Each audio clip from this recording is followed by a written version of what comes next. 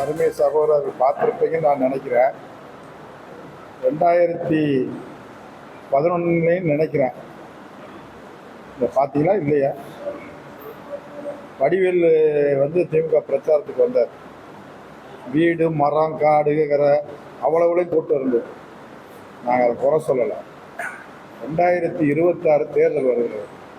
தேர்தல் வரும்போது முதலமைச்சர் எந்த முன்னெடுப்பு எடுக்கிறார்களோ அதனால் அந்த பணியில் கூட்டம் வர்றதை பற்றியோ நாங்கள் அதை பற்றியெல்லாம் சொல்லுவோம்.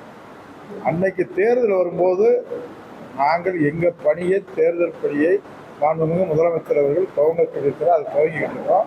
அதுக்கெல்லாம் முதலமைச்சர் என்ன முடிவு எடுக்கணுமோ எடுத்துக்குவாங்க.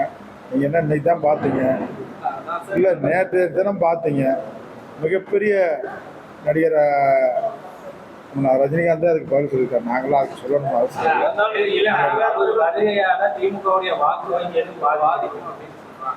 அப்படின்னு யார் சொல்றா? யாரு வாக்கு பாதிக்காம இருக்கும், யாரு வாக்கு பாதிக்குமா? அதுக்கெல்லாம் தேர்தல் வர்றப்போ அப்ப நீங்க பொறுத்து பாருங்க. கோச்சிக்க மாட்டீங்களா? முன்னாள் நம்முடைய சசிகலா அம்மா பெங்களூர்ல விடுதலை ஆனப்ப சென்னைக்கு வர்றப்ப விடிய விடிய கூட்டம், விடிய என்னது கூட்டம்.